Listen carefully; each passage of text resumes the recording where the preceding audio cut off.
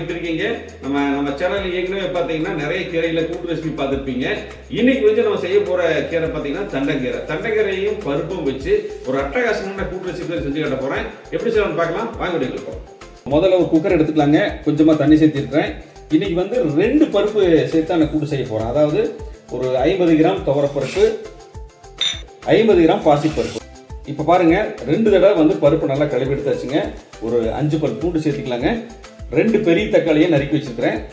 4 டீஸ்பூனுக்கு குறைவா மஞ்சத்தூள், தேவையான அளவு தண்ணி சேர்த்துக்கலாங்க. ஓகே, இதை லாக் பண்ணி ஒரு 2லிருந்து ஒரு 3 விசில் விட்டுட்டு அப்புறம் நம்ம பார்ப்போம்.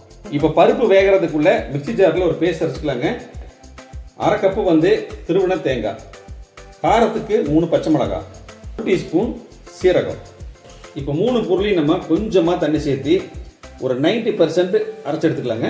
இப்போ கூட்டு செய்ய ஆரம்பிச்சிடலாங்க. ஒரு பேனில் 2 டேபிள் ஸ்பூன் ஆயில் போட்டிருக்கேன். ஆயில் சூடாகும். இப்போ எண்ணெய் சூடாயிடுச்சுங்க. 1 டீஸ்பூன் கடுகு உளுந்து. கடுகு வெடிக்க ஆரம்பிச்சுங்க. 3/4 கப் சின்ன வெங்காயம், கொஞ்சமாக கருவேப்பிலை. தண்டங்கீரைங்க, பெரிய கட்டு தண்டங்கீரையை நல்லா கழுவி சின்ன சின்னதாக நறுக்கியிருக்கிறேன். இவ்வளவு நம்ம சேர்த்த போகிறதில்ல, இதில் பாதி தான் சேர்த்துறோம். பாதி வந்து நம்ம தனியாக பொரியலுக்கு எடுத்து வைக்க போகிறோம். சரிங்களா? இப்போ வெங்காயம் வதங்கிடுச்சு. நம்ம தண்டங்கீரை சேர்த்துக்கலாங்களா?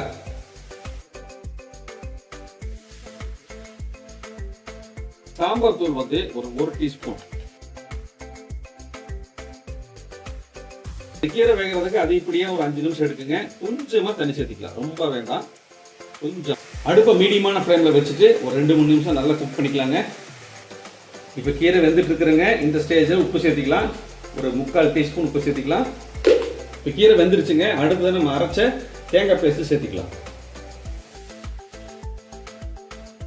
நம்ம வேக வச்ச பருப்பு சேர்த்துக்கலாம். பருப்பு சேர்த்தியாச்சுங்க. நல்லா மிக்ஸ் பண்ணிக்கலாம்.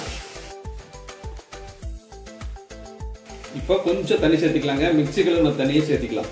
இப்போ உப்பு செக் பண்ணிக்கலாம். ஒரு 1/4 டீஸ்பூன் உப்பு சேர்த்துக்கலாம். மறுபடியும் மிக்ஸ் பண்ணிக்கலாங்க. கொஞ்சமா பெருங்காயம், ரொம்ப வேண்டாம். 1 நிமிஷம் நல்லா கொதிச்சு வரட்டுங்க. தாளிப்பு கொடுக்கறதுக்கு முன்னாடி கொஞ்சமா கொத்தமல்லி இலை.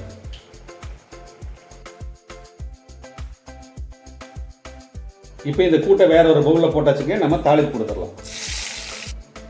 ஒரு அருமையான தண்டங்கீரை கூட்டு ரெடிங்க. சூப்பராக ரெடி பண்ணி காமிச்சிருக்கேன். இதே மாதிரி நீங்களும் ட்ரை பண்ணி பார்த்துட்டு எப்படி இருக்குன்னு கமெண்ட்ல சொல்லுங்க. முடிஞ்சா நிறைய பேத்துக்கு ஷேர் பண்ணி விடுங்க. நன்றி, வணக்கம். அதோடய பார்க்கலாங்களா? பாய்.